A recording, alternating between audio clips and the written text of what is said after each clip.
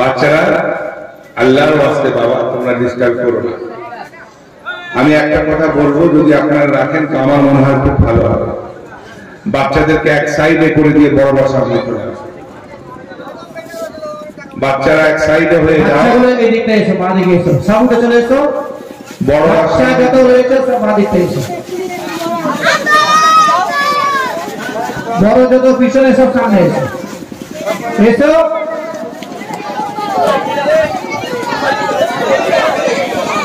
এই তোমরা আল্লাহুম্মা সাল্লি আলা সাইয়্যিদিনা মাওলানা মুহাম্মাদ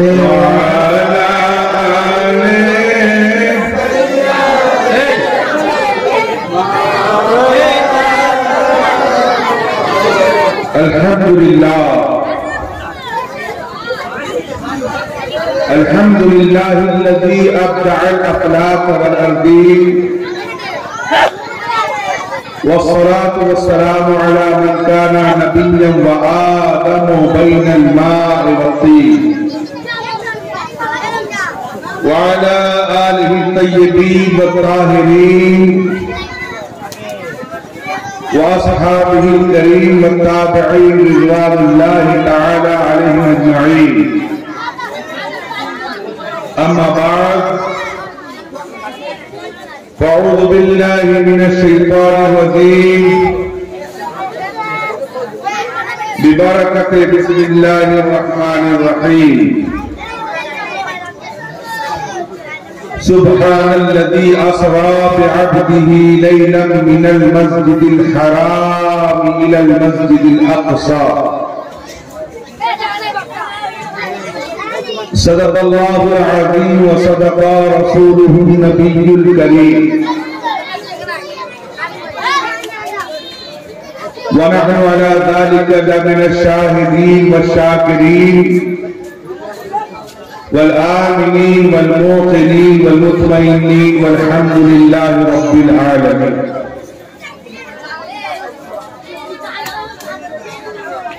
मेराज को जिब्रील से कहने लगे शाहे उमम। আপনারা বুঝতে পারছেন না আমি জানি, আমি এর ব্যাখ্যা করব, কিন্তু শুনলে সুবহানাল্লাহ বলবেন, তাহলে শুনতেও ভালো লাগবে এবং বক্তার বলতেও ভালো লাগবে। হ্যাঁ, কি রাজি তো? নাকি বক্তা শুধু বলবে আর আপনারা চুপ করে শুনবেন? কোনটা? সুবহানাল্লাহ বলবেন না? হ্যাঁ, একবার আসতে বলুন তো দেখি। এটা যদি আসতে হয় তাহলে একটু জোরে হোক। এটা যদি জোরে হয় আর একটু জোরে হোক। এই সুবহানাল্লাহ আমি শুনতে চাই। এর মধ্যে যদি ভলিউম কমেছে তাহলে কিন্তু বুঝতে পারবেন আমারও টেম্পারেচার কমে যাবে। আর মলি সাহেবের টেম্পারেচার কমা মানে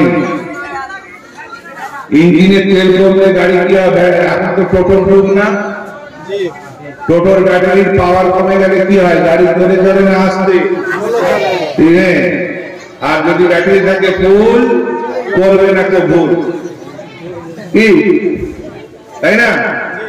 তাহলে আমার ব্যাটারি এখন ফুল আছে, আপনারা চার্জে লাগিয়ে রাখলে আমারও চার্জ ফুল থাকবে। আপনারা যদি ধীমে হয়ে যান আমিও এখনই ধীমে হয়ে যান, আমিও স্লো। একবার সুবহানাল্লাহ বলো। যতবার আমি হাত ইশারা করব বুঝতে হবে যে হুজুর বলছে কিছু। কি বলতে হবে? मेराज को जिब्रील से कहने लगे शाहे उमम, तुमने तो देखा है जहां बतलाओ। कहने लगे रूहुल अमीन, तेरी कसम है महजबी। कहने लगे रूहुल अमीन, तेरी कसम है महजबी। आफाक हा बर्दीदम, बहरे बुता वर्दीदम, बेस्यार खूबा दीदम, लेकिन तू चीजें दी गई, लेकिन तू चीजें दी गई। আর আমার দরুদে পাক করুন। আজকে মেরাজ শরীফের কিছু আয়াত বলবো, তারপরে ইনশাআল্লাহ আদম বিদায় নিয়ে নেবে। আমাদের হাফেজ সাহেবের কথা মতো আমাকে আবার শেষে হয়তো আসতে হতে পারে। হ্যাঁ, তো শেষে এখন পেট ভরে খাওয়াবো, শেষে হজম করাবো। জি ঠিক রাজি? আপনারা যদি রাজি তো কি করবে কাজ? বুঝতে পারছেন না? একবার দাঁড়িয়ে এসে ঠাকুর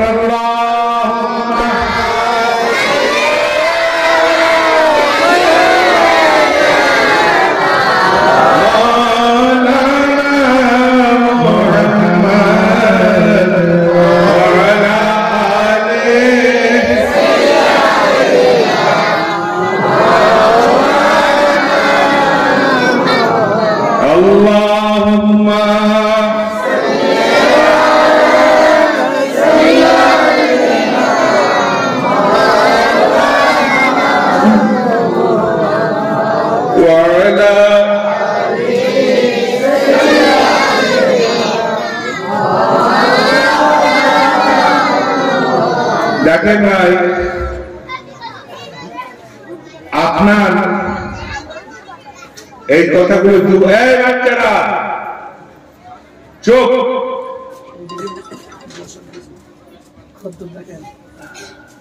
ও বাবা মহিলা ওই জন্যই সারা সত্য বেশি।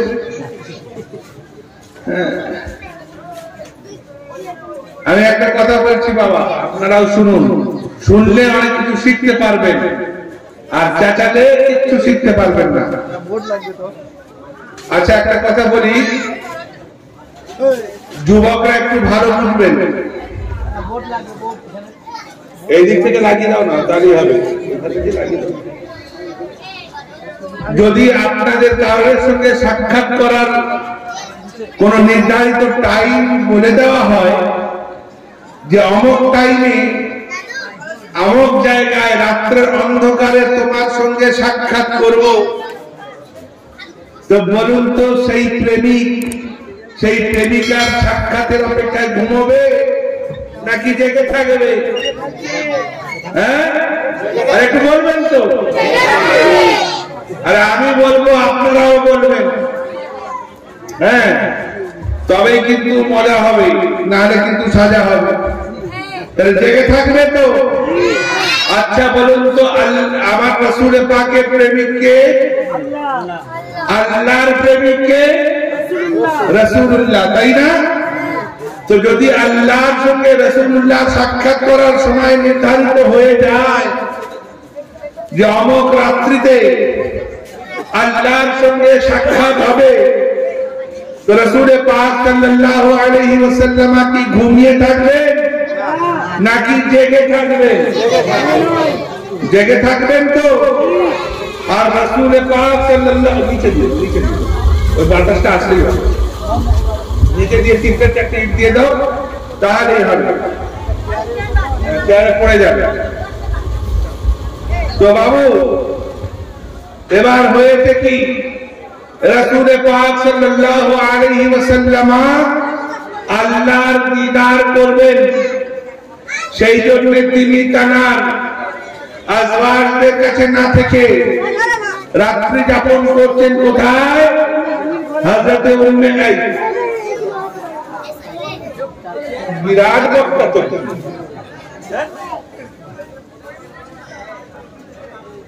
হযরতে উম্মে হানির ঘরে, হযরতে উম্মে হানির ঘরে তিনি কি করছেন? জেগে আছেন না ঘুমিয়ে আছেন? আরে বলবেন তো। জেগে আছেন, কিন্তু তার চোখ বন্ধ রয়েছে। লোক ভাবছে তিনি ঘুমিয়ে আছেন। যেমন মা বাপকে যাতে বুঝতে না পারে প্রেমিক করে কিরম করে চুপ করে পড়ে থাকে, কি মা বাপ যাতে বুঝতে না পারে, ঠিক যখন সময় হয় মা বাপের দিকে ঘুমিয়ে এদিক প্রেমিক দরজা খুলে পড়ায়, হ্যাঁ, দরজা খুলে পড়ায় কোথায় গেছে? প্রেমিকার সঙ্গে সাক্ষাৎ করতে গিয়েছে।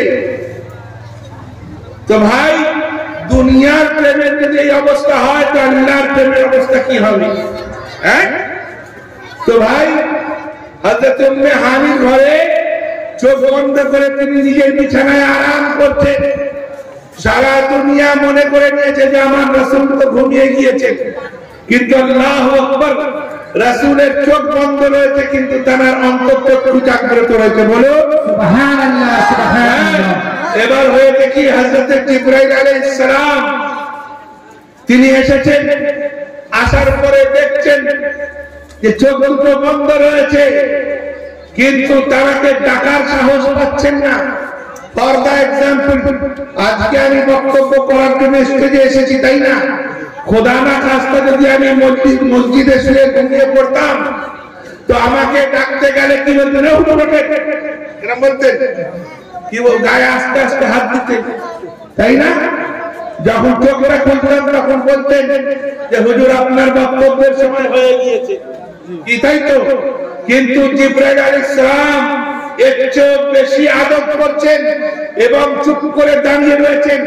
অনেকক্ষণ যখন চোখ খুলে তাকাননি আমার রাসূল, তখন আল্লাহ তাবারক ওয়া তাআলার দিকে জিবরাইল আলাইহিস সালাম আরজি করছেন, হে পরওয়ারদিগার, হে খাল্লাকে বেনিয়াম, হে মাবুদ হাকিকি, তুমি তো তোমার হাবিবকে আমার সঙ্গে যাওয়ার জন্য, তুমি নিয়ে যাওয়ার জন্য তুমি তো আমাকে পাঠিয়েছো, কিন্তু তোমার হাবিব তো আরাম করছে। দেখেন ভাই, কোরআনে পাকের মধ্যে বলা হয়েছে সুবহানাল্লাযী আসরা বিআবদিহি লাইলাম মিনাল মসজিদিল হারাম ইলাল মসজিদিল আকসা।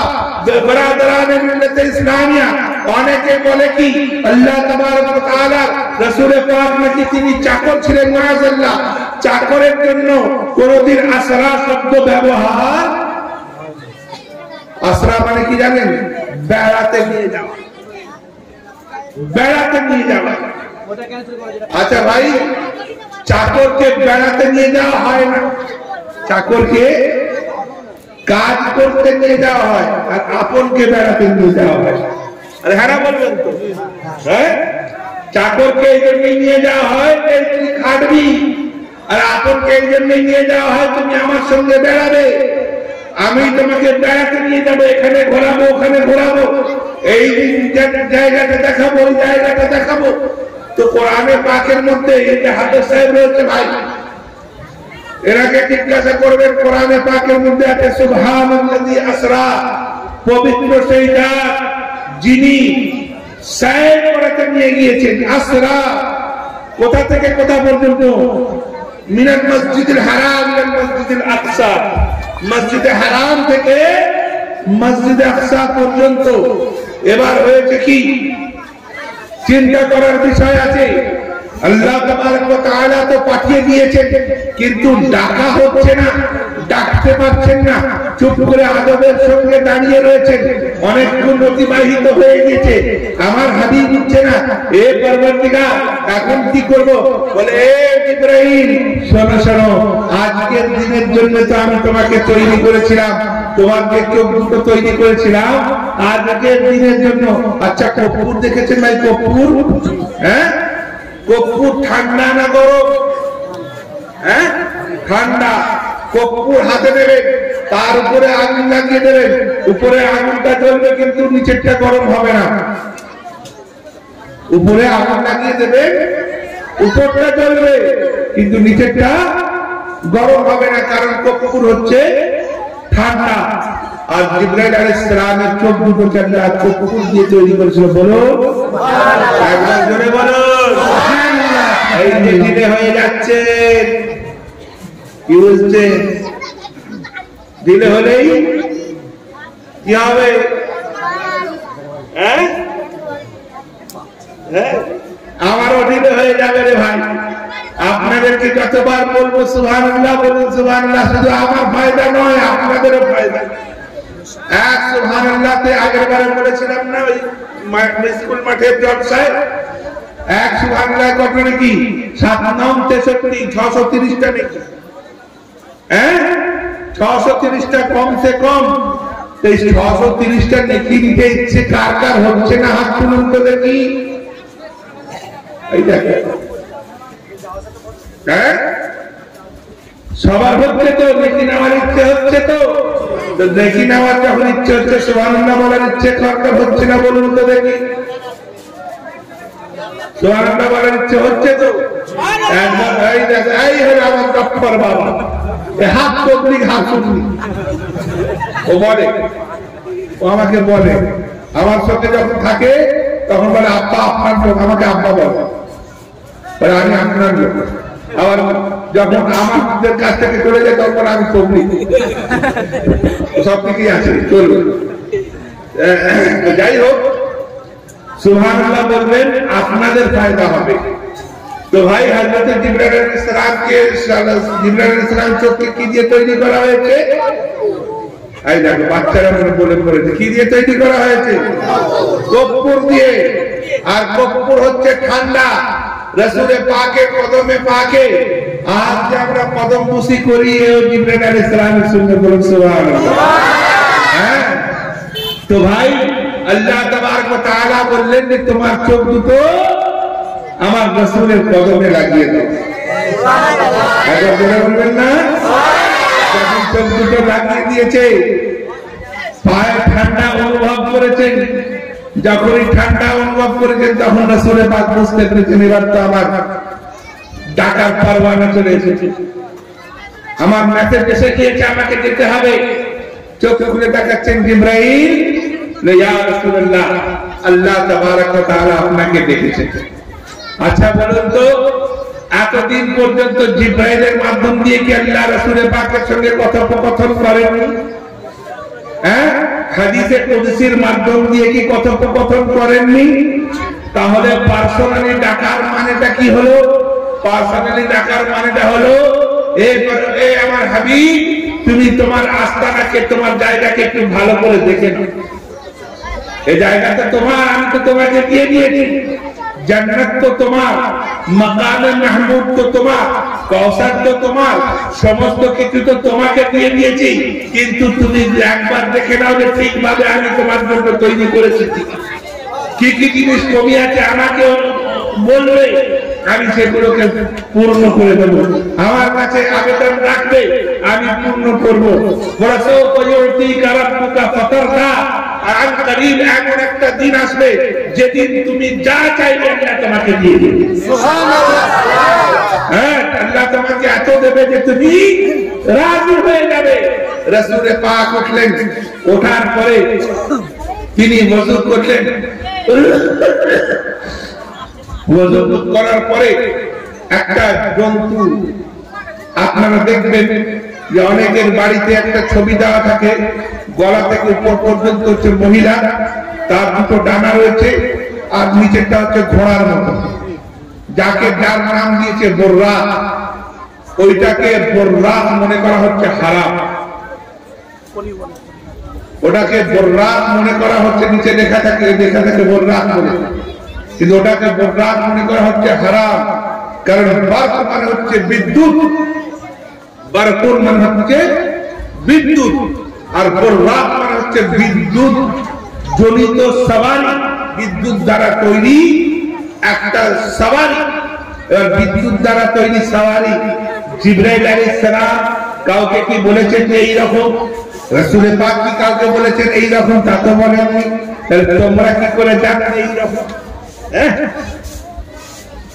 চোখের নিমেষে যে এক নিমেষে এক জায়গা থেকে অন্য জায়গায় চলে যেতে পারে তাকে বিদ্যুৎ বলা হয়। হ্যাঁ, তো বারাদারান, সেই সওয়ারির উপর রাসূলে পাককে সওয়ার করা হয়েছে। এর মধ্যে একটা রিওয়ায়াত রয়েছে ভাই, একটা পাথর, সেই পাথরের উপর রাসূলে পাক যখন বর্রাকে উঠতে যাচ্ছেন, তো রাসূলে পাকের পা বর্রাক মানে পিঠের উপর পৌঁছাচ্ছে না। তো রাসূলে পাক বললেন কি, দেখতে পেলেন যে একটা পাথর আছে। জিবরাইল আলাইহিস সালামকে বললেন যে জিবরাইল, তুমি এক কাজ করো, আমাকে পাথরের কাছে নিয়ে চলো। ওই পাথরের উপর উঠে আমি করবো কি, বর্রাকের পিঠে উঠে যাব, আমার আরাম হবে, আমি আরামসে বর্রাকের পিঠে উঠে যাব। জিবরাইল আলাইহিস সালাম করলেন কি, সেই পাথরের উপর, সেই পাথরের কাছে গেলেন। যাওয়ার পরে করলেন কি, পাথরের উপর আমার রাসূলে পাক উঠলেন। ওঠার পরে যখন বর্রাকের পিঠে বসলেন, বসার পর সেই পাথরটা নড়তে শুরু করে দিল। যখন নড়তে শুরু করে দিল, রাসূলে পাক সাল্লাল্লাহু আলাইহি আলাইহি ওয়াসাল্লাম এবং তার মধ্যে থেকে ক্রন্দনের শব্দ আসতে শুরু করে দিল। রাসূল পাক সাল্লাল্লাহু আলাইহি ওয়াসাল্লাম পাথরকে জিজ্ঞাসা করলেন, এ পাথর তুমি কাঁদছো কেন? বলে, হুজুর আমি কাঁদছি এই জন্যই যে আপনি তাকে পা মোবারক দিয়েছেন এবং দেওয়ার পরে এখান থেকে বোরাকের উপর সওয়ার হয়ে আপনি তো চলে যাবেন, কালকে সারা দুনিয়ার উপর চড়বে, সারা দুনিয়ার উপর পা দেবে, সারা দুনিয়ার ইহতিরাম করবে না, এর অবমাননা করবে, এর অসম্মান করবে। তো আমি সেই দিকে খেয়াল করে কাঁদছি মাওলা, যেখানে আমার রাসূলের পা পড়েছে সেখানে অন্য কাউরের পা পড়েতে পড়েতে করে সেই কথা চিন্তা ভাবনা করে আমি ক্রন্দন করছি। সেই জন্যই আমি চিন্তা ভাবনা করছি আপনি যদি আমার মর্যাদা একটু বাড়িয়ে দেন তাহলে মনে হয় আমার একটু ভালো হয়। মানে কি, মানে আমাকে একটু শূন্যে ভাসিয়ে দেন। রাসূল পাক করলেন কি, সেই পাথরে থাপড়ি মারলে পাথরটা একটু শূন্যে ভাসছে, এখনো পর্যন্ত সেই পাথরটা জেরুজালেমে শূন্যে ঢুকে গেল। নারায়ে তাকবীর, নারায়ে তাকবীর, নারায়ে রিসালাত, নারায়ে রিসালাত। সাইফুদ্দিন আলী আল কাদরি, হুজুর সাইফুদ্দিন আলী আল কাদরি, নারায়ে তাকবীর, নারায়ে রিসালাত। সেই পাথরটা মাটি থেকে 4 থেকে 5 উঁচুতে রয়েছে, নিচে শূন্য হয়ে রয়েছে। আমার রাসূল পাকের কদমের বরকতে বলুন সুবহানাল্লাহ। হ্যাঁ, কদমের বরকতে পাথরের মর্তবা বেড়ে যায়। তো ভাই বোরাকে চড়েছেন, সওয়ার হয়েছেন, সওয়ার হওয়ার পরে যাচ্ছেন একটা গ্রামের উপর দিয়ে। যখন যাচ্ছেন তো সেখান থেকে কান্নার শব্দ শুনতে পাচ্ছেন। এই বাচ্চারা, বললাম না ডিস্টার্ব করবে না, সব কটাকে তুলে তাড়িয়ে রাখবে, চুপ করে বসো। এবার কান্নার শব্দ শুনতে পাচ্ছেন। আচ্ছা ভাই, আপনারা যখন সফরে যান চুপচাপ যান না, দু একটা কথা বলতে বলতে যান, কথা বলতে বলতে যান না, তবে তো মন লাগে না। আর চুপচাপ বসে থাকলে ঘুম লাগে। হ্যাঁ, ঘুম লাগে না? আপনি এই জিনিসটা মসজিদে ভালো অনুভব করতে পারবেন খুতবার সময়। হ্যাঁ, খুতবার সময় আমি আজকেই আমার পায়ে মানে হাঁটুতে যন্ত্রণা ছিল বলে আমি আজকে জুমার নামাজ পড়াতে পারিনি। আমি নিচের খানকাতে বসে নামাজ পড়েছি। আমার পাশে যিনি ছিলেন সে খুতবার সময় নাম ডাকতে শুরু করে দিয়েছে। আমি বলছি, ভাইকে তোমার নামাজ, তোমার কোনো ভেঙে গেছে। ও চুপ করে বসে রইল, উঠলো না, গেল না। কলকাতার লোক তো বিভিন্ন জায়গা থেকে নামাজ পড়তে আসে। হ্যাঁ, নামাজ পড়ে আর পালা, বুঝতে পেরেছেন না? তো যাই হোক, খুতবা চলার সময় ঘুম কেন বেশি আসে বলুন তো? কারণ শয়তান সেই সময় আপনাদেরকে ওয়াসওয়াসা। হ্যাঁ, এবার হয়েছে কি, এই এত ডিস্টার্ব হচ্ছে দূর থেকে। মসজিদের সম্মুখে যে সমস্ত জওয়ান ছেলেগুলো দাঁড়িয়ে আছো, তোমরা দাঁড়িয়ে না থেকে সামনে দিকে এসো, সামনে এসো কিংবা ওখানেই বসো। এবার হয়েছে কি, হযরত রাসূল পাক সাল্লাল্লাহু তাআলা আলাইহি ওয়াসাল্লাম তিনি শুনতে পাচ্ছেন ক্রন্দনের, সেই গ্রাম থেকে ক্রন্দনের শব্দ আসছে। তিনি সেই গ্রামের উপর দিয়ে যাচ্ছেন। রাসূল পাক হযরত জিবরাইল আলাইহিস সালামকে জিজ্ঞাসা করছেন, এই জিবরাইল, আমি তো এই গ্রাম থেকে কান্নার শব্দ শুনতে পাচ্ছি, এই গ্রামে থেকে কান্নার শব্দ শোনা যাচ্ছে কেন? কান্নার শব্দ শোনা যাচ্ছে কি কারণে? তো রাসূল পাকের কথা শুনে জিবরাইল আলাইহিস সালাম বলছেন, ইয়া রাসূলুল্লাহ, ইয়া হাবিবাল্লাহ, এই গ্রামটার নাম হচ্ছে ইয়াসরাব, অর্থাৎ রোগের গ্রাম। এই গ্রামে সবাই রোগগ্রস্ত, এই গ্রামে কেউ সুস্থ নেই, সবাই অসুস্থ। সেই জন্য সবাই শুধু যন্ত্রণায় কাঁদে, তাড়নায় কাঁদে, বেদনায় কাঁদে, অসুস্থতায় কাঁদে। সেই জন্য সবাই কাঁদছে। এরপরে রাসূল পাক আরো কিছুক্ষণ দিয়েছেন, যাওয়ার পরে তখন দেখতেন যে সবাই হাসছে, আনন্দ করার শব্দ অনুভব করছেন, আনন্দ করার শব্দ তিনি শুনতে পাচ্ছেন। তখন জিজ্ঞাসা করছেন, এই জিবরাইল, কিছুক্ষণ আগে কান্নার শব্দ শোনা যাচ্ছিল, এখন আনন্দের শব্দ শোনা যাচ্ছে, এখন হাসার শব্দ শোনা যাচ্ছে, এখন নিজেদের মধ্যে আনন্দ উৎফুল্লের কথা করছে, সেগুলো শুনতে পাচ্ছি। বলে ইয়া রাসূলুল্লাহ, এতক্ষণ পর্যন্ত এটা ইয়াসরিব ছিল, বিমারির শহর ছিল, বিমারির গ্রাম ছিল, রোগের গ্রাম ছিল, অসুস্থতার গ্রাম ছিল, কিন্তু যখন আপনি এর উপর দিয়ে চলে গিয়েছেন, এটা আর ইয়াসরিব নেই, এটা মদিনাতুল মুনাওয়ারা হয়ে গিয়েছে। এটা মদিনাতুল মুনাওয়ারা হয়ে গিয়েছে, মানে আনন্দের শহর হয়ে গিয়েছে, নূরওয়ালা শহর হয়ে গিয়েছে। মদিনা মানে হচ্ছে শহর, মুনাওয়ারা মানে হচ্ছে নূরওয়ালা শহর হয়ে গিয়েছে। বড় আশ্চর্যের বিষয়, রাসূল পাক গেলে শহর নূরওয়ালা হয়ে যায়, আর সেই রাসূল পাক যদি আমরা নূরওয়ালা না মনে করি, এর থেকে কত মানে নির্বোধের মতো কথা হতে পারে আমরা তো বুঝতে পারছি না। তো ব্রাদারান, এবার হয়েছে কি, রাসূল পাক সাল্লাল্লাহু তাআলা আলাইহি ওয়াসাল্লামের সঙ্গে হযরত জিবরাইল আলাইহিস সালাম সফর সঙ্গী ছিলেন। প্রথম আসমানেও ছিলেন রাসূল পাকের সঙ্গে, দ্বিতীয় আসমানের সঙ্গে দ্বিতীয় আসমানেও ছিলেন রাসূল পাকও ছিলেন, জিবরাইল আলাইহিস সালামও ছিল, তৃতীয় আসমানেও ছিলেন জিবরাইল আলাইহিস সালামও ছিল, আর সব আম্বিয়ায়ে কেরামরা ছিলেন। আর সমস্ত আম্বিয়া, এর মধ্যে আরেকটা বাতিয়া বলতে আমার একটু মানে বাদ চলে গিয়েছে ভাই। যখন তিনি মসজিদে আকসাতে পৌঁছেছেন, সেখানে গিয়ে দেখছেন যে সমস্ত আম্বিয়ারা দাঁড়িয়ে রয়েছে, সমস্ত আম্বিয়ারা দাঁড়িয়ে রয়েছে রাসূল পাক সাল্লাল্লাহু আলাইহি ওয়াসাল্লামের অপেক্ষায়। বলুন, এই বলে বলবেন না?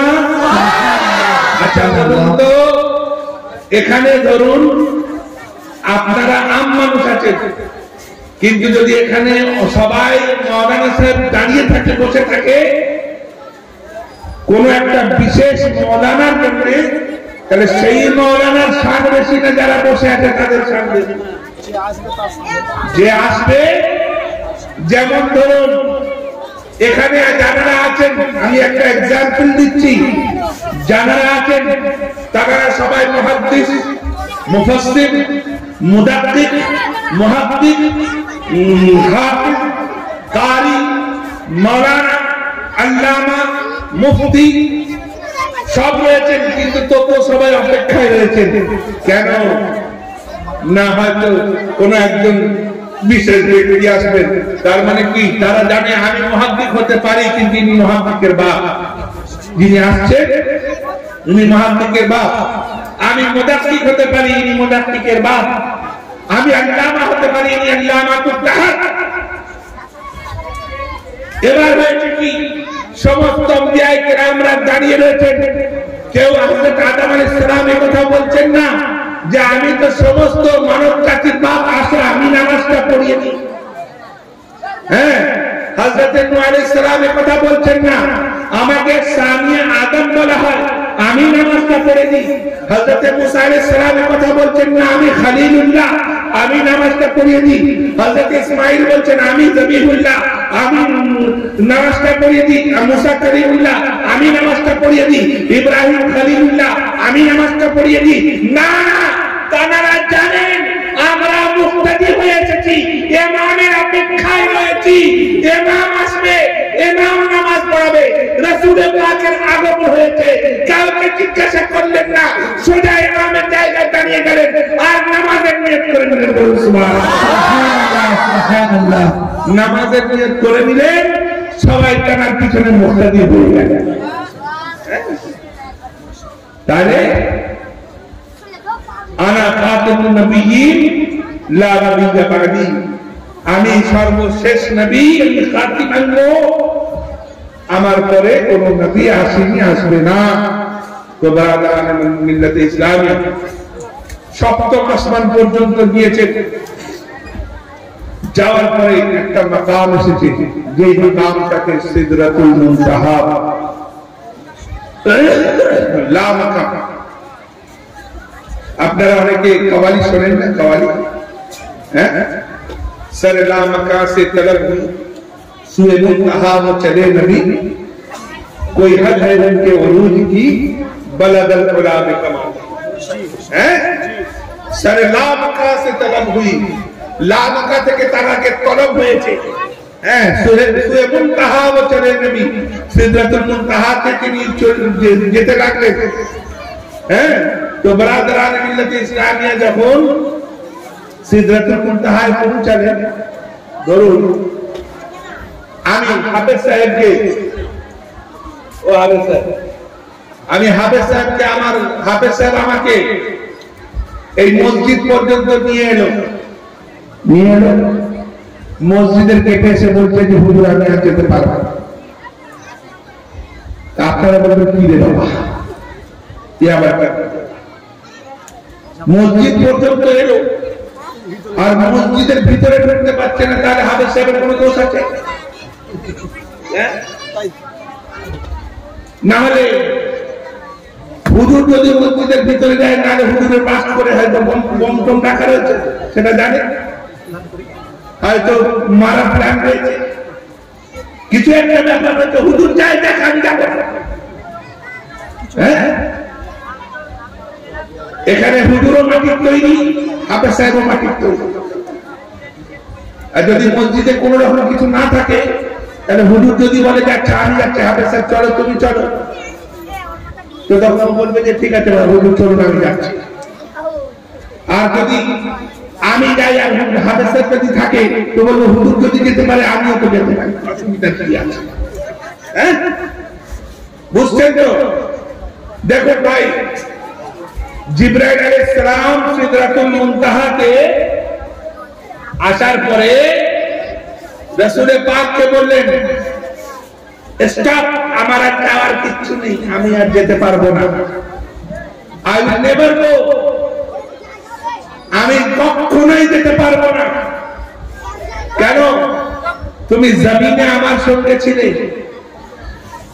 যখন আমি ইয়াসরাবের উপর দিয়ে যাচ্ছিলাম তখনও আমার সঙ্গে ছিলে, যখন প্রথম আসমানে উঠলাম তখনও আমার সঙ্গে ছিলে, যখন আমি দ্বিতীয় আসমানে উঠলাম তখনও আমার সঙ্গে ছিলে, সপ্তম আসমান পর্যন্ত আমার সঙ্গে ছিলে। এখন কি হলো, তুমি যেতে পারবে না কেন? তো বলছে হুজুর আমি যদি এক চুলে গিয়ে যাই আমি পুড়ে ছাই হয়ে যাই, আমি যদি এক চুলে গিয়ে যাই আগিয়ে যাই আমি পুড়ে ছাই হয়ে যাব। তো চিন্তা করুন জিবরাইল আলাইহিস সালাম কি দিয়ে তৈরি? আচ্ছা বলুন তো কি দিয়ে তৈরি? আরে বলবেন তো? আরে ভাই নূরের তৈরি, নূরের। কি দিয়ে তৈরি? হ্যাঁ, জিবরাইল আলাইহিস সালাম কি দিয়ে তৈরি? নূরের তৈরি। আর আমাদের মধ্যে আমরা অনেকেই বলে থাকি রাসূল পাক কি দিয়ে তৈরি? বলে থাকে মাটি। ও বলে তাই তো বলতে, অনেকে বলে থাকে, আমরা বলছি না, অনেকে বলে থাকে কি দিয়ে তৈরি? মাটি দিয়ে তৈরি, অনেকে বলে থাকে। তারা আচ্ছা যেখানে নূর যেতে পারবে না সেখানে মাটি দেওয়া যাবে না, আর যেখানে মাটি যেতে পারবে সেখানে নূরও যেতে পারবে কি পারবে না? তাহলে এখানে পরিষ্কার হয়ে গেল যে রাসূল পাক মাটির তৈরি না। তাহলে নূরের যদি তৈরি হলো, তাহলে জিবরাইল আলাইহিস সালামও তো নূরের তৈরি, তাহলে রাসূল পাক যদি যেতে পারে তাহলে জিবরাইল আলাইহিস সালাম যাবেন না কেন? আচ্ছা বলুন তো, একটা 100 পাওয়ারের বাল্ব আর একটা 10,000 ভোল্ট লাগালে কি হবে? 100টা দেখা যাবে না, পুরো ছাই হয়ে যাবে, বাস্ট হয়ে যাবে, বাস্ট হয়ে যাবে। তো আমার রাসূল তিনি কত লক্ষ পাওয়ার ভোল্টের নূর তার শরীরে রয়েছে তিনি জানেন আর খোদা জানে। হ্যাঁ, তিনি জানেন আর খোদা জানে, আমাদের মতো নগণ্য কি জানে? তো জিবরাইল জানে যে আমার পাওয়ারটা কম, রাসূলের পাওয়ারটা বেশি। আমার পাওয়ার কম, রাসূলের পাওয়ার বেশি। তাই আমি যদি যাই পুড়ে যাব, রাসূল যদি যাই মিশে যাবে। হ্যাঁ, রাসূল যদি যাই মিশে যাবে। তো বললেন যে হুজুর আপনি যেতে পারবেন, আমার যাওয়া হবে না। রাসূল পাক করলেন কি, লেবাসে বশরীকে পরিবর্তন করলেন, লেবাসে বশরীকে পরিবর্তন করে লেবাসে নূরীকে পরলেন। পরার পরে আল্লাহর দরবারে হাজির হলেন। আল্লাহর দরবারে হাজির হওয়ার পরে রাসূল পাক তিনি ইরশাদ করছেন, আল্লাহ তাবারক ওয়া তাআলা কে আমি এত নিকট থেকে অনুভব করেছি যে তার দস্তে মুবারক আমি আমার কাঁধে অনুভব করেছি। বলবেন না? আমি যদি এইরকম, আমি একটা এক্সাম্পল দিচ্ছি, এই এক্সাম্পলটা যদিও খাটে না, টানাদের সঙ্গে আমাদের কোন এক্সাম্পল খাটে না, বোঝানোর জন্য। আমি যদি এরকম মানে ছুঁই, হাফেজ সাহেব বুঝতে পারলো না, তাহলে বুঝতে পারলে আল্লাহ তাবারক ওয়া তাআলা তিনি তানাকে রাসূল পাককে বোঝালেন কি বোঝালেন না? বোঝালেন তো, আর কাউকে বোঝাননি। হযরত মুসা আলাইহিস সালাম আল্লাহ তিনি কোরআনে পাকের মধ্যে আছে, রব্বে আরিনি, আল্লাহ তুমি আমাকে দেখাও, তোমাকে দেখাও, তোমার জালওয়া আমাকে দেখাও। আল্লাহ তাবারক ওয়া তাআলা কি বললেন? লান তারানি, তুমি আমাকে দেখতে পারবে না। হ্যাঁ, তারপরে কি হলো? বারবার অনুরোধ করার পরে আল্লাহ তাবারক ওয়া তাআলা ৭০,০০০ পর্দার মধ্যে থেকে এক ঝলক যখন দেখালো, তো কোরআন বলছে ফাখাররা মুসা, মুসা বেহুশ হয়ে গেল। আরেকটা কথা বলি, যখন মুসা আলাইহিস সালাম তুর পাহাড়ে চড়ছিলেন, তো আল্লাহ তাআলা জুতো পরে চড়ছিলেন, যখন জুতো পরে চড়ছিলেন, তো আল্লাহ তাবারক ওয়া তাআলা বললেন, ইয়া মুসা তাখলাউ আলাইক, হে মুসা তুমি তোমার জুতোকে খুলে দাও, তুমি আমার দরবারে এসেছো, আমার দরবারে আসছো, জুতোকে খুলে দাও। কিন্তু এদিকে রাসূল পাক সাল্লাল্লাহু আলাইহি ওয়াসাল্লাম জুতো পরে যখন আরশে যাচ্ছেন, মনে মনে করছেন যে জুতো মুসা আলাইহিস সালাম তো জুতো খুলে দিয়েছিলেন, আমাকেও জুতো খুলতে হবে, জুতো খুলতে যাচ্ছেন। আল্লাহ তাবারক ওয়া তাআলা বলেন, ইয়া হাবিবি লা তাখলাউ আলাইক, তুমি তোমার জুতোকে খুলে দিও না, তুমি এমনি চলে এসো। সুবহানাল্লাহ বলবেন না? সুবহানাল্লাহ, সুবহানাল্লাহ। হযরত মুসা আলাইহিস সালাম ৭০,০০০ পর্দার মধ্যে দেখতে গিয়ে জুতো খুলতে হয়েছিল এক ঝলক, আর ডাইরেক্ট দেখছেন আমার হাবিব জুতো খুলতে হচ্ছে না। এবার হয়েছে কি, এক ঝলক দেখাতে হযরত মুসা আলাইহিস সালামের চোখের জ্যোতি কেমন বেড়েছিল শুনবে? শুনবেন? হ্যাঁ বলবেন তো, নাকি সাইড কাটিয়ে কাটিয়ে ছোট? হ্যাঁ, আলহামদুলিল্লাহি রাব্বিল আলামিন ওয়ালাদ দাল্লিন। এক এক হাফেজ তারাই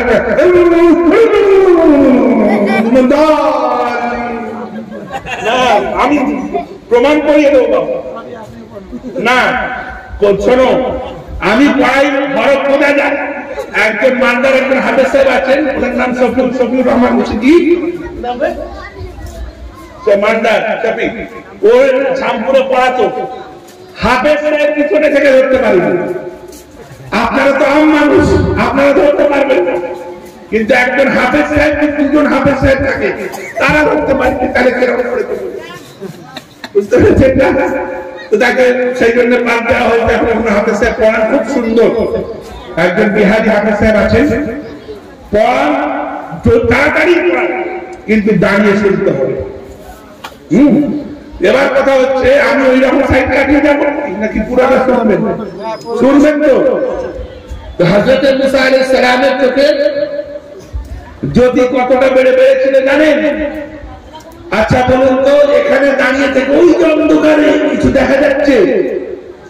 হ্যাঁ, দেখা যাচ্ছে না, এখানে আলো আছে। কিন্তু হযরত মুসা আলাইহিস সালাম তিনি ইরশাদ করছেন, আল্লাহ তাবারক ওয়া তাআলার সঙ্গে দিদার হওয়ার পরে ৪০ মাইল, মানে কত কিলোমিটার? ৬০ কিলোমিটার।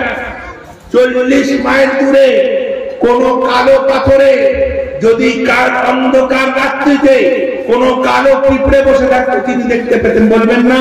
সুবহানাল্লাহ, সুবহানাল্লাহ। কত হাজার পর্দার মধ্যে? ৭০,০০০ পর্দার মধ্যে এক ঝলক।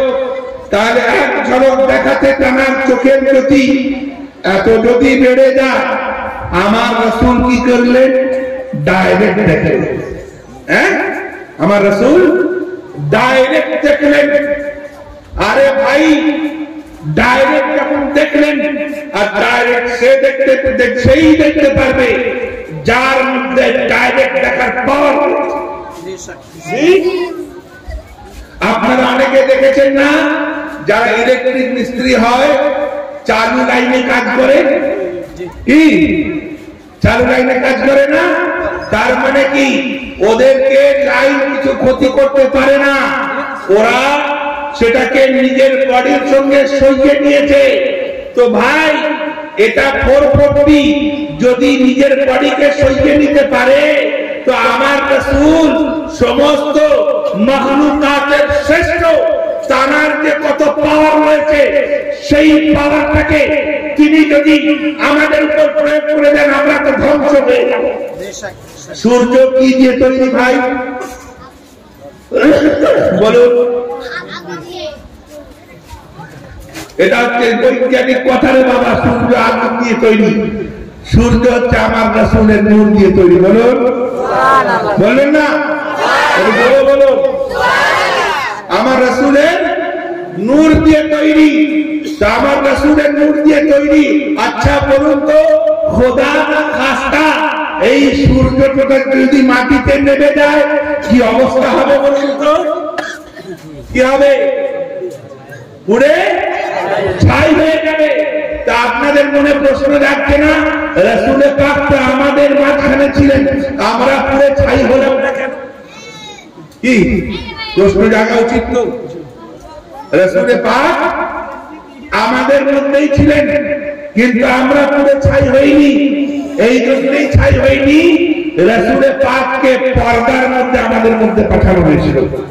পর্দার ভিতরে আমাদের মধ্যে ল্যাম্প দেখেছেন না? ল্যাম্প আগে আপনাদেরকে নম্বর বলতো, নম্বর লম্ফ। হ্যাঁ, আর হেরিকেন। আচ্ছা, হেরিকেন যে আমরা বলি, আচ্ছা বলুন তো, হেরিকেন কোথাকার ভাষা? এই তো মুশকিল হয়ে গেল। হেরিকেন কোথাকার ভাষা বলো? কেউ জানো কি? হ্যাঁ, কেউ জানো না? হেরিকেন হচ্ছে জাপানিজ ভাষা। কোথাকার ভাষা? জাপানিজ ভাষা। কেন? জাপানে আপনারা সমীক্ষা পড়বেন, জাপানে মাঝে মধ্যে ছোটখাটো ঝড় হয়ে থাকে, ঝোড়ো বাতাস হয়। সেই বাতাস থেকে বাঁচানোর জন্য সেইটাকে সেই ঝড়ের নাম দেওয়া হয়েছিল হেরিকেন। এবং সেই বাতাস থেকে বাঁচানোর জন্য এরা একটা লম্ফ তৈরি করে, যেটা কাঁচ দিয়ে ঘেরা, তার নাম দিয়ে দেয় হেরিকেন। যেমন আমরা চা খাই, চা কোথাকার ভাষা বলবে? চা বাংলাও নয়, হিন্দিও নয়, ইংরেজিও নয়, আবার সংস্কৃতও নয়, উর্দুও নয়। চা হচ্ছে চাইনিজ ভাষা। চা চাইনিজ ভাষা।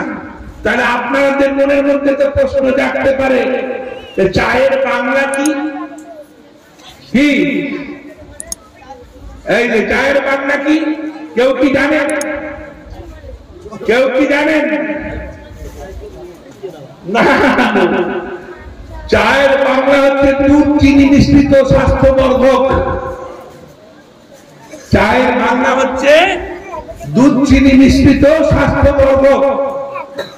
এর মানে হচ্ছে চা। আমরা কিন্তু কেউ জানি না। এই যে চেয়ার বলছি, আমি বলছি কোন কিতাবে আছে। যদি পুরাতন বাংলা বইগুলো, যেগুলো সঠিক বাংলা, অনেকদিন পুরাতন বাংলাগুলো যদি দেখেন থাকে, আমরা এটাকে কি বলি? চেয়ার। এর নাম চেয়ার নয়, এর নাম হচ্ছে আরাম কেদারা। এর নাম আরাম কেদারা। হ্যাঁ, আমরা স্টেশনকে স্টেশন বলি, কিন্তু স্টেশনের ইংরেজি, ইংরেজি স্টেশনেরও বাংলা আছে, আমার এখন স্মরণে আসছে না। হেভি কোটি, বুঝতে পেরেছেন না? তো যদি সেই বাংলা এখন প্রয়োগ হয়, তো যেটা প্রচলিত হয়ে, যেমন চপ্পল, চপ্পল বাংলা ভাষা নয়, চপ্পল হচ্ছে হিন্দি ভাষা। হ্যাঁ, যেমন শার্ট, শার্ট বলেন না, শার্ট হচ্ছে ইংলিশ ভাষা। যেমন জামা, জামা হচ্ছে ফার্সি ভাষা। যেমন টুপি, টুপিটা আসলে টপি, টপি থেকে টুপি হয়ে গিয়েছে। যেমন ফাদার, ফাদার হচ্ছে ফার্সি থেকে নেওয়া, পেদার থেকে ফাদার হয়েছে। রাতে জিনিসগুলো শিখলেন তো নাকি? হ্যাঁ, ফার্সিতে ছিল পেদার, ইংলিশে হয়েছে ফাদার। হ্যাঁ, এবার হয়েছে কি, রাসূল পাক সাল্লাল্লাহু আলাইহি ওয়াসাল্লাম আল্লাহর দরবারে গেলেন। তার সঙ্গে অনেকক্ষণ কথোপকথন হলো, আলোচনাও হলো। রাসূল পাক সাল্লাল্লাহু আলাইহি ওয়াসাল্লাম চুপ করে আছেন। আল্লাহ তাবারক ওয়া তাআলা বলেন, এ আমার হাবিব, আমি সব সময় বলি, তুমি শুনে থাকো, তুমি কোনো উত্তর দাও না। আজকে তুমি বলবে, আমি শুনবো। বলুন সুবহানাল্লাহ। হ্যাঁ, আজকে তুমি বলবে, আমি শুনবো। আমার হাবিব চুপ করে রয়েছে। রাসূল পাককে চুপ থাকতে দেখে বললেন যে, যাও, তোমাকে জান্নাতের মালিক করে দিলাম, তুমি কথা তো বলো। সুবহানাল্লাহ, তুমি কথা তো বলো। তবুও রাসূল পাক চুপ করে রয়েছে। বললেন যে, যাও, তোমাকে মাকামে মাহমুদ দিলাম, তুমি কথা তো বলো। রাসূল পাক চুপ করে রয়েছে। বলে, যাও, তোমাকে কাউসারের মালিক করে দিলাম, ইন্না আতাইনাকাল কাউসার, তোমাকে কাউসারের মালিক করে দিলাম, তুমি কথা তো বলো। রাসূল পাক চুপ করে রয়েছে। তখন আল্লাহ তাবারক ওয়া তাআলা, আচ্ছা বলুন তো, আপনার সামনে যদি আপনার প্রেমিকা চুপ করে থাকে, আপনার মনটা কি ভালো লাগবে? ওগো, তোমার কি চাই বলো? সোনার আংটি চুপ, গলার হাত চুপ, হীরের গহনা চুপ। যখন চুপ করে আছে, তখন বলছে, আচ্ছা তুমি যা চাইবে তাই দেবো, কিন্তু কথা বলো। যা চাইবে তাই দেবো, কিন্তু কথা তো বলো। আল্লাহ তাবারক ওয়া তাআলা বলছেন, বলা সাউফা ইউতিকা রাব্বুকা ফাতারদা, হে মাহবুব, সন্নিকটে তোমার রব তোমাকে এত দেবে, এত দেবে, এত দেবে যে তুমি রাজি হয়ে যাবে। তুমি রাজি হয়ে যাবে, তুমি রাজি হয়ে যাবে। কথা তো বলো। আর কথা যখন বলতাম, আমরা হলে কি বলতাম? আমাকে এই পুরো গ্রামের মালিক করে দাও। যেমন আমার প্রেমিকা থাকতো, প্রেমিকার বাপ যদি কোনো বড় লোক থাকতো, বলে, এই সব সম্পত্তি আমার নামে করে দেবে। আর যদি সম্পত্তি না থাকতো, মানে হয়েছে কি জানেন, একটা পকেট মারের ছেলের সঙ্গে আরেকটা পকেট মারের মেয়ের বিয়ে হয়েছে। বিয়ে হওয়ার পরে খুব ধুমধাম করে বিয়ে হয়েছে। তো আরেকটা পকেট মার জিজ্ঞাসা করছে, হ্যাঁ গো, তোমার মেয়েকে যৌতুকে কি দিলে? বলে, আমার অর্ধেক জায়গা ছেড়ে দিল। বলে, মানে? বলে, আমি যেখানে পকেট মারতুম সেই অর্ধেকে আমার জামাই পকেট মারবে। বুঝতে পেরেছে না? তাহলে যার যেমন আছে সে তেমন দেবে তো, আর সে তেমনই চাইবে। কিন্তু আল্লাহ কুরবান জান, আমার রাসূল চাইছেন কি, রব্বে হাবলি উম্মতি, রব্বে হাবলি উম্মতি, এ রব, তুমি আমার উম্মতকে আমার দায়িত্বে দিয়ে দাও।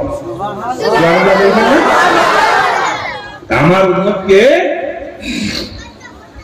আমার দায়িত্বে দিয়ে দাও। কেন দায়িত্বে দিয়ে দাও? আমি যদি বলি যে এই কটা ছেলেকে আমার দায়িত্বে দিয়ে দাও, তাহলে এর ভালো যেমন এর খারাপ যেমন আমি দেখবো, এর ভালো আমি দেখবো। তো রাসূল পাক সমস্ত উম্মতের দায়িত্ব চেয়ে নিলেন। কেন? যাতে কেউ ভালোকে যদি জান্নাতে পাঠাতে পারেন, তো খারাপ কেউ বলবেন যে আল্লাহ একেও জান্নাত দিয়ে দাও, গুনাহগারকে বলবেন একেও জান্নাত দিয়ে দাও, বদকারকে বলবেন একেও জান্নাত দিয়ে দাও। হাদিস রয়েছে রে ভাই, এক গুনাহগার একবার দরুদ পাক পড়ুন তো, দিকে আল্লাহুম্মা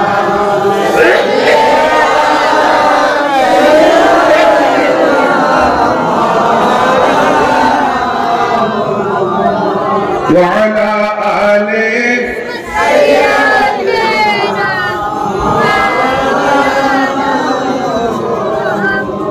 তো যারা হাদিসে পাকের মধ্যে বুখারী শরীফের হাদিস রয়েছে, এক গুনাহগার জাহান্নামে থেকে থেকে, বাবা একটু শোনেন, জাহান্নামে থেকে থেকে তার শরীর কালো কুৎসিত হয়ে যাবে।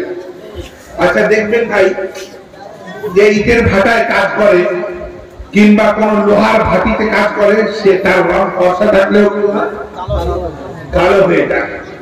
আচ্ছা বলুন তো, দুনিয়ার আগুনের তাপ বেশি নাকি জাহান্নামের আগুনের তাপ বেশি? জাহান্নামের আগুনের তাপ দুনিয়ার সবচেয়ে কঠিন তাপের চেয়ে 70 গুণ বেশি।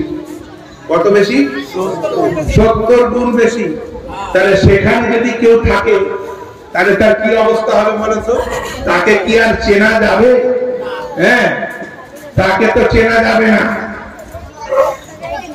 মানে হয়েছে কি, আমাদের বারুইপুরের নাম নিশ্চয়ই শুনেছেন। বারুইপুরের নাম, একটা ছেলে মেয়ে দেখতে গিয়েছে, একটা ছেলের পরিবার মেয়ে দেখতে গিয়েছে। ছেলেটা প্রচুর বড় লোক, প্রচুর বড় লোক, কিন্তু মেয়েরা খুব একটা সাধারণ, কিন্তু মেয়েটি দেখতে খুব সুন্দরী, আর ছেলেটা হচ্ছে কালো, একদম বিচ্ছিন্ন। হ্যাঁ, সব ঠিক হয়ে গিয়েছে, বিয়ের দিন পর্যন্ত হয়ে গিয়েছে। হঠাৎ মেয়ে এসে বলছে আমি ওই ছেলেকে বিয়ে করব। মেয়ের বাপ বলছে কেন রে বাবা, এত সম্পত্তির মালিক, এই আছে, গাড়ি আছে, বাড়ি আছে, এটা আছে, ওটা আছে, ব্যবসা আছে। তো যে বাবা, ও ছেলেকে বিয়ে করলে আমার বাচ্চা সব কালো কালো, ওকে বিয়ে করা যাবে না। তাহলে দুনিয়ার কালোর যদি এই অবস্থা হয়, রে বাবা পাগোটা, এই বিছানা পেতে দেবো, কম্বল, বেড, বড়ি, হ্যাঁ? তাহলে জাহান্নামের আগুনে পুড়ে কালো হয়ে গিয়েছে, কি অবস্থা? আল্লাহ তাবারক ওয়া তাআলার কাছে রাসূল পাক আরজি করলেন, এ পরওয়ারদিগার, আমি ওটাকে জান্নাতে দিতে চাই। সুবহানাল্লাহ বলবেন না? ওটাকেও জান্নাতে দিতে চাই। আল্লাহ তাবারক ওয়া তাআলা রাসূল পাককে বলবেন না যে আচ্ছা ঠিক আছে দেখছি, ফেরেশতাদেরকে বলবেন, ফেরেশতারা তোমরা শুনতে পাওনি আমার হাবিব কি আবদার করেছে, যাও ওকে দেখে নিয়ে এসো। নিয়ে আসার পরে বলে যাও তুমি জান্নাতে চলে যাও। তো রাসূল পাক তখন বলবেন যে আল্লাহ, এই অবস্থায় যদি জান্নাতে যায় তো জান্নাতীরা তো ভয় খেয়ে যাবে। হ্যাঁ, জান্নাতীরা ভয় খেয়ে যাবে। কি করতে হবে? কাউসারের পানিতে গোসল করাতে হবে। বলুন একবার করে বলুন। আপনারও ব্যাটারি ডাউন, আমাদেরও ব্যাটারি ডাউন হচ্ছে, বুঝতে পেরেছেন না?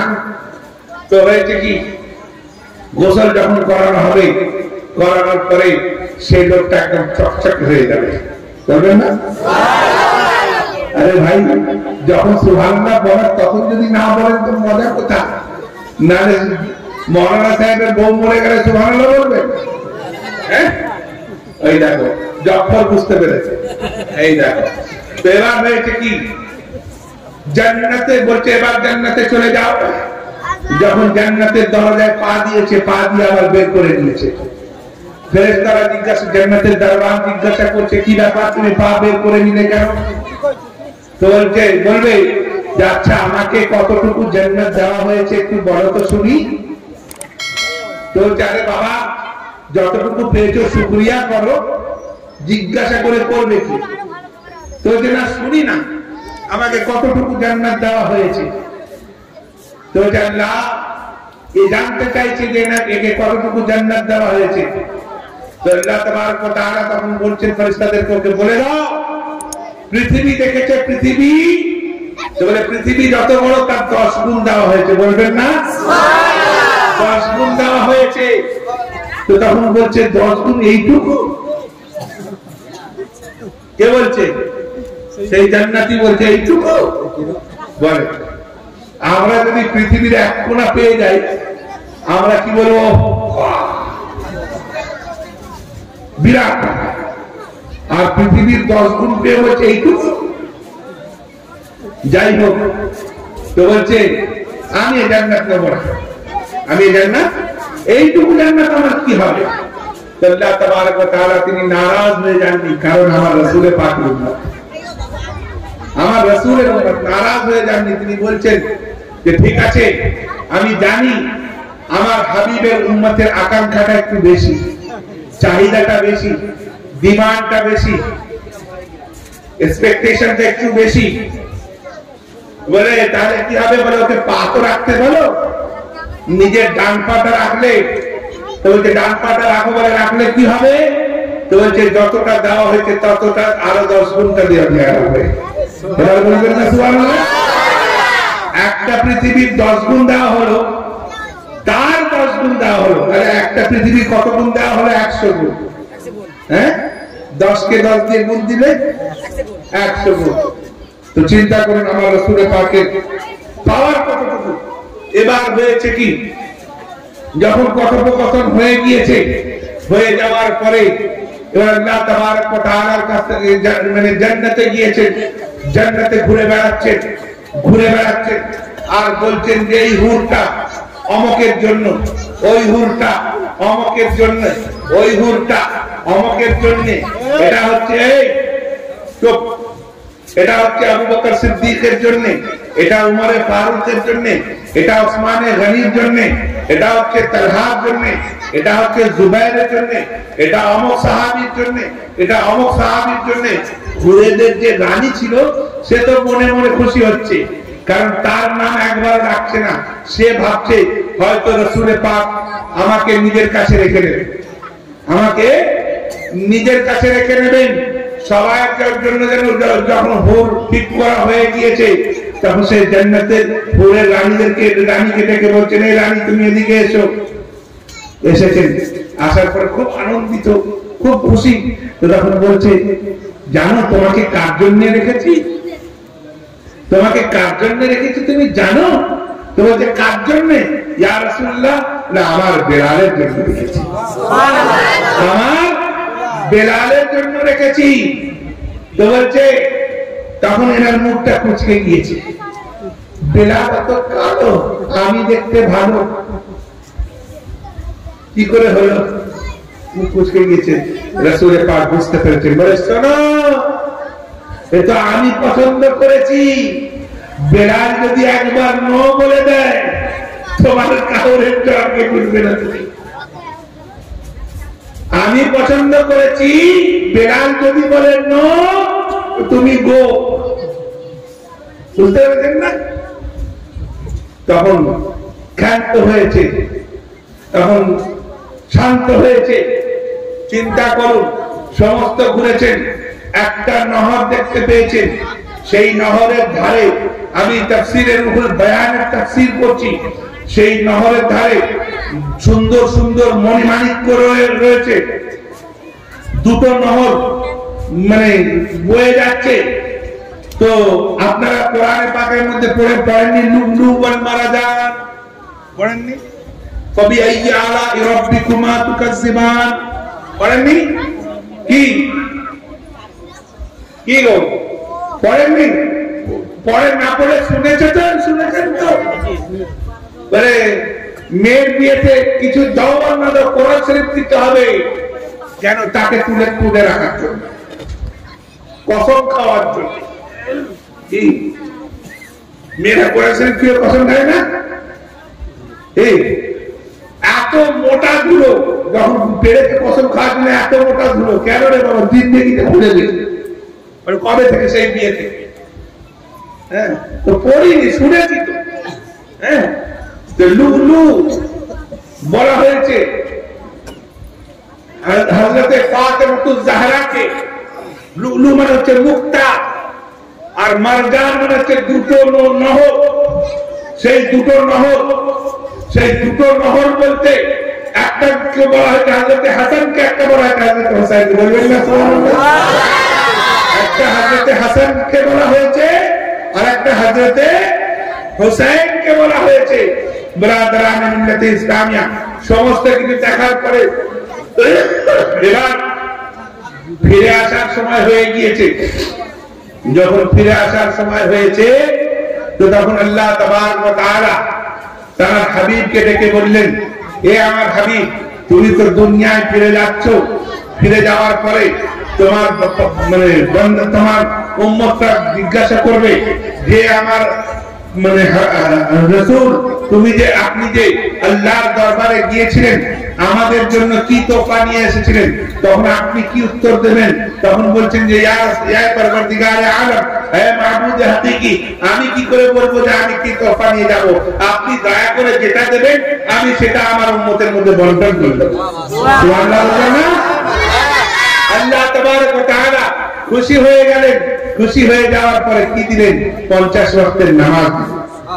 কত ওয়াক্তের? 50 ওয়াক্তের নামাজ। হ্যাঁ, অনেকে বলে ভাই রাসূল গায়েব জানে না। যদি তাই হয়ে থাকে তা আমি বলবো মাযাল্লাহ আল্লাহ গায়েব। বড় বেয়াদবি যদি হয় কিন্তু মাসলাহাত তখন আমি যদি বলি যে নওয়াজ আল্লাহ তাবারক ওয়া তাআলা তারে ধরালেন কেন? যদি গায়েব জানতেন একসঙ্গে 45 ওয়াক্তের নামাজ কমিয়ে দিতেন। তিনি গায়েব জানেন না, তখন উত্তর দেবেন মাসলাহাতে ইলাহি ছিল সেই জন্য নওয়াজ ঘুরিয়েছেন। সেটা যখন মাসলাহাতে ইলাহি ছিল নওয়াজ রাসূলকে ঘুরিয়েছেন। রাসূল গায়েবের খবর সবসময় বলতেন না, মাসলাহাতে ইলাহি। হ্যাঁ, তো ভাই এবার হয়েছে কি 50 ওয়াক্তের নামাজ দিয়েছে। নামাজ দেওয়ার পরে ইনি তো খুব আনন্দে আত্মহারা হয়েছে, আল্লাহর দরবার থেকে গিফট পেয়েছি।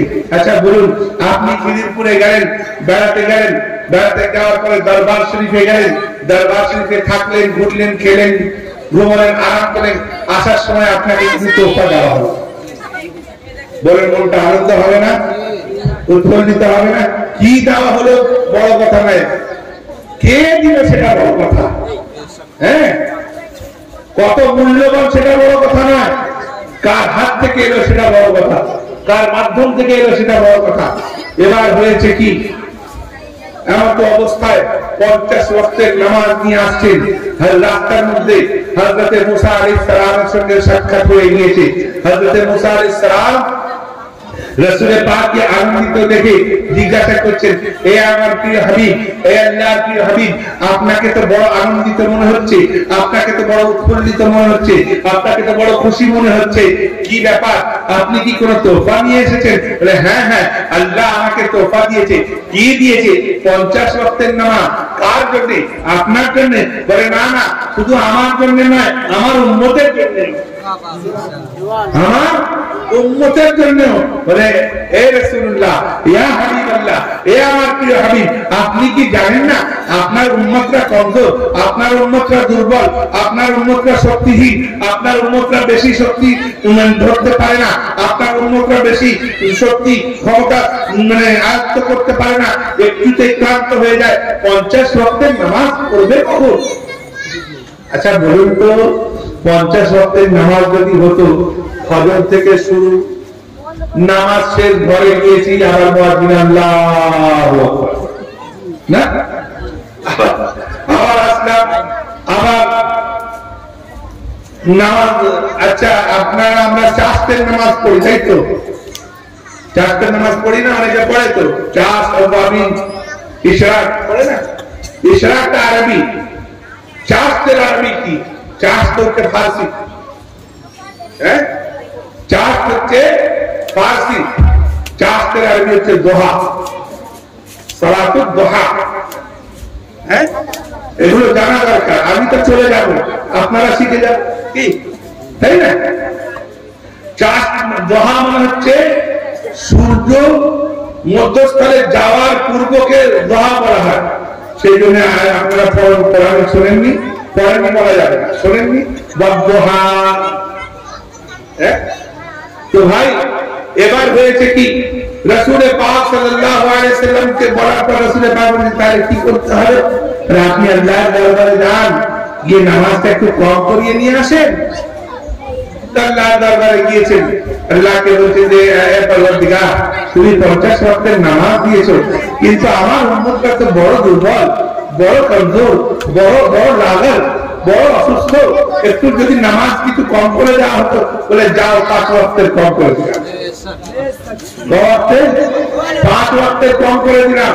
আবার আনন্দিত হয়ে যাচ্ছেন যে যাক 5 ওয়াক্তের তো কম করাতে পেরেছি, 5 ওয়াক্তের কম করাতে পেরেছি। আবার মুসা আলাইহিস সালামের সঙ্গে সাক্ষাৎ, মুসা আলাইহিস সালাম বলছেন কত ওয়াক্ত করলেন? বলে 45 ওয়াক্ত। বলে 45 ওয়াক্ত তো বেশি আছে, যান আর একটু কম করিয়ে নিয়ে আসেন। আবার গিয়েছেন, বলে আল্লাহ আর একটু কম করিয়ে দাও, আবার 5 ওয়াক্ত কম।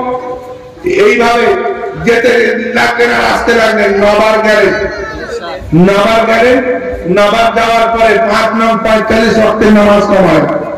আচ্ছা ভাই, আল্লাহ তাবারক ওয়া তাআলা একবারই 45 ওয়াক্তের নামাজ কমিয়ে দিতেন, কেন নবার তার হাবিবকে ডাকলেন? হ্যাঁ, কেন ডাকলেন? হ্যাঁ, এই জন্যই ডাকলেন। আপনি দেখবেন একটা ছেলে বিদেশে ছিল, অনেক দিন বাপের বাড়িতে রয়ে গিয়েছে, নিজের বাড়িতে রয়ে গিয়েছে, কিংবা একটা মেয়ে শ্বশুর বাড়িতে অনেকদিন ছিল, কিছুদিন থাকার পরে নিজের বাপের বাড়িতে গিয়ে অনেক দিন রয়ে গিয়েছে। যাওয়ার পরে এবার তার যাওয়ার সময় হয়ে গিয়েছে, বাপ বলছে যা মা তুই আজকে চলে যা। না গো আপা, কালকে যাও। আচ্ছা, নারে তাকবীর, নারে তাকবীর, নারে রিসালাত, নারে রিসালাত, নারে হায়দারি, নারে হায়দারি। সওয়াত কাদামান, খাজা কাদামান, মুর্শিদ কাদামান, হুজুর শেখ শৈফুদ্দিন আল কাদরি কাদামান, হযরত আল্লামা মাওলানা ইব্রাহিম কালিমি সাহেব কিবলা। নারে তাকবীর, নারে রিসালাত। শেষে জনাব হযরত আল্লামা মাওলানা ইব্রাহিম কালিমি সাহেব কিবলা উপস্থিত হয়ে গেছেন, ওনার মূল্যবান বক্তব্য শুনতে হবে। আর বাপ যদি মেয়েকে খুব ভালোবাসে, মেয়েকে বলে আজ যেতে হয় না, থাকবি, কালকে যাস না, কাল হয়ে গেল, আজকে সেই যাবি, আচ্ছা এক কাজ করিস, কালকে যাস। হ্যাঁ, তার মানে কি এটা ভালোবাসা?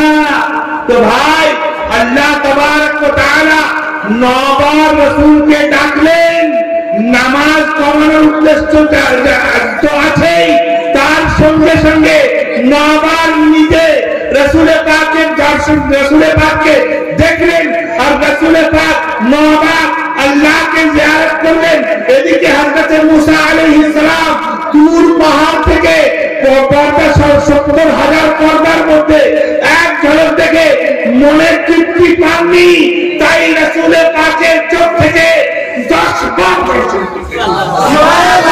10 বার, প্রথমে একবার দেখেছিলেন, তারপর আবার নবার, টোটালে হলো কবার 10 বার। 10 বার দর্শন করলেন, কারণ এই জন্য সেখানে পৌঁছানোর মতো তার ক্ষমতা ছিল না। আচ্ছা ভাই, যদি আপনার কাছে মানে দুধ না থাকে, অনেক সময় করেন কি, ঘোল খেয়ে নেন না? হ্যাঁ, আমাদের এখানে যদি বিরিয়ানি, এই জেরাদুল চালের বিরিয়ানি হয় না, কি করা হয়? মিনিকেট চালের বিরিয়ানি করে দেওয়া হয়। হ্যাঁ, তার মানে কি দুধের স্বাদ ঘোলে মেটানো। আল্লাহর জিয়ারত সরাসরি করতে পারিনি, তাই রাসূল পাকের নজর থেকে হযরত মুসা কালিমুল্লাহ আল্লাহর দর্শন করলেন, এবং 50 ওয়াক্ত থেকে 5 ওয়াক্তের নামাজ কমিয়ে দিয়ে আল্লাহ তাবারক ওয়া তাআলা আমার রাসূলকে বলে দিলেন, এ আমার হাবিব, শুনে নাও, তোমার উম্মতরা 5 ওয়াক্ত করবে, সওয়াব কিন্তু 50 ওয়াক্ত পাবে। সুবহানাল্লাহ, নারে তাকবীর, নারে তাকবীর, নারে রিসালাত, নারে রিসালাত। নাসরাকে আলা হযরত, নাসরাকে আলা হযরত হুজুর শৈফুদ্দিন আল কাদরি, হুজুর শৈফুদ্দিন আল কাদরি। নারে তাকবীর, নারে রিসালাত। তো বরাবর মিল্লাতে ইসলামিয়া, এবার আমার বলার উদ্দেশ্য হচ্ছে যে আমরা এই যে 5 ওয়াক্ত পেয়েছি, এটা কিন্তু আমার রাসূলের পাকের তোহফা, যেটা আল্লাহ তাআলা আমার রাসূলের পাককে দিয়েছেন আমাদেরকে দেওয়ার জন্য। বড় দুঃখের বিষয়, আমরা মসজিদ আলহামদুলিল্লাহ সুন্দর করছি, এবং দেখে আমার ভালো লাগলো। হ্যাঁ, মসজিদ সুন্দর করলে হবে না, শুধু ঈমানও সুন্দর করতে হবে। হ্যাঁ, আকীদাও সুন্দর করতে হবে। নিজেদের এদিকে এসে দিলদার বাবু উপরে আসেন, এদিক দিয়ে আসেন, এদিক দিয়ে। আকীদাও সুন্দর করতে হবে। আর আকীদা কি করে সুন্দর করবেন? আকীদা তখনই সুন্দর হবে যখন রাসূলকেও ভালোবাসবেন, আলে রাসূলকেও ভালোবাসবেন, সাহাবায়ে কেরামকেও ভালোবাসবেন, তাবেঈনকেও ভালোবাসবেন, আইম্মায়ে দ্বীনকেও ভালোবাসবেন, আউলিয়ায়ে কামিলকেও ভালোবাসবেন, বুজুর্গানে দ্বীনকেও ভালোবাসবেন। যদি এদেরকে না ভালোবেসেছেন তাহলে কিন্তু আপনার আকীদা মজবুত হবে না। হতে পারে না ভাই আপনি একজনকে ভালোবাসতে গিয়ে আরেকজনের গুস্তাখি করবেন, এটা ইমানের পরিচয় না। আপনি হয়তো যার গুস্তাখি করছেন আল্লাহ তাকে ভালোবাসে, আপনি হয়তো যাকে অবমাননা করছেন আল্লাহ তাকে ভালোবাসে। সেই জন্য খুব সাবধান। হ্যাঁ, আরেকটা কথা বলি ভাই, আল্লাহ যদি আপনাকে পছন্দ করে তবেই আপনার নাম, তবেই আপনার নাম। আল্লাহ যদি আপনাকে, আমি যদি আমার আব্বাকে 100 বার আব্বা বলি, আমার আব্বা যদি একবার আমাকে ছেলে বলে না ডাকে, কি আমার বাপ বলার কোন মান রইল? কিন্তু আমি হয়তো একবার আব্বা বললাম না, কি বললাম না, কিন্তু আমার বাপ আমাকে অন্তর থেকে ভালোবাসলো, তাহলে তার মান কত সুন্দর হবে বলুন তো। আমার উস্তাদুল মুহতারাম আল্লামা আরশাদুল কাদরী রাহমাতুল্লাহ তাআলা আলাইহি, তিনি জগৎ বিখ্যাত আলেম ছিলেন, তিনি মুনাজিরে আহলে সুন্নাত ছিলেন। তার রেকর্ড হচ্ছে যে 3 মিনিটে মুনাজারা দায়ের করেছেন, 3 মিনিটে মুনাজারা দায়ের করেছেন। এবং সারা বিশ্বের মধ্যে প্রায় 2-3 হাজার মাদ্রাসা রয়েছে। তার আল্লামা আরশাদুল কাদরী তিনি ইন্তেকাল করে গিয়েছেন। আমি তার কাছে বুখারী শরীফ পড়েছি। তো আল্লাহ বলবো, শিক্ষিত ব্যক্তির পড়ানোর আন্দাজই আলাদা।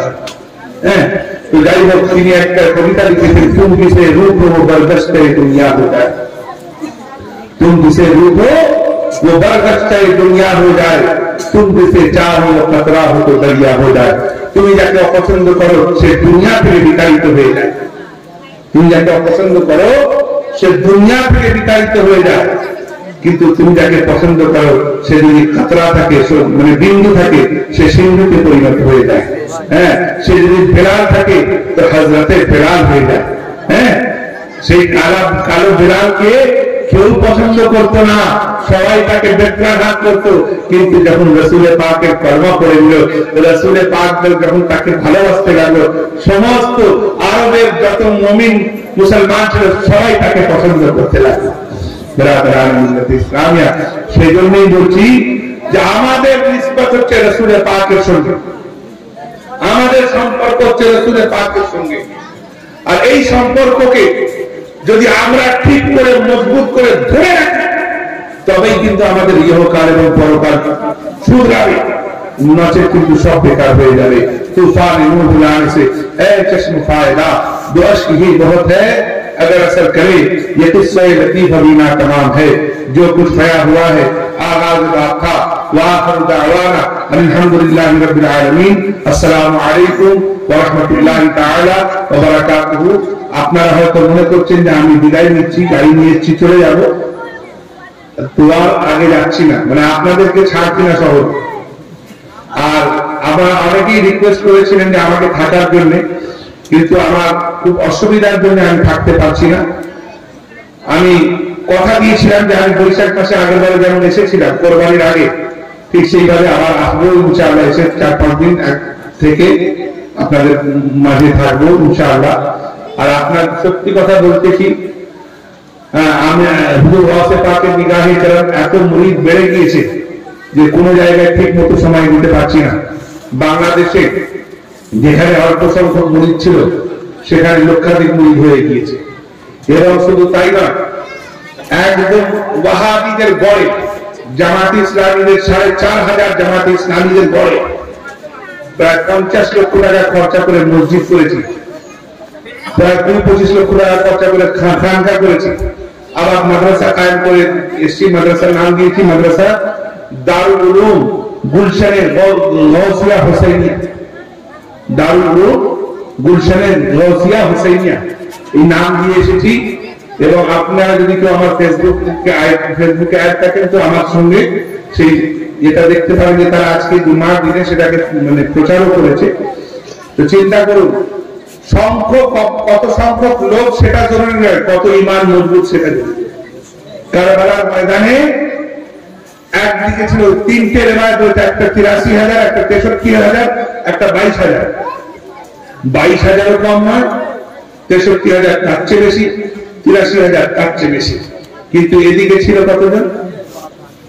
৭২ জন তো শহীদ হয়েছে, ৮২ থেকে ৮৩ জন ছিলেন। তো ভাই এই ৮২-৮৩ জনের চেয়ে ২২,০০০ অনেক বেশি নয়? জান্নাতে কারা যাবে? যাদের ঈমান মজবুত ছিল, যারা ঈমানকে পোক্তা রেখে জান দিয়েছে, ঈমান দেয়নি। ঈমানটাকে হোসেনে পাকের মানে চাহনে ওয়ালাদের মতো নিজের ঈমানকে একবার দরুদে পাক করে আমি একটা শের বলবো, তারপরে ইনশাআল্লাহ। শের মানে কি? আমার লেখা শের। একবার দরুদে পাক, আল্লাহুম্মা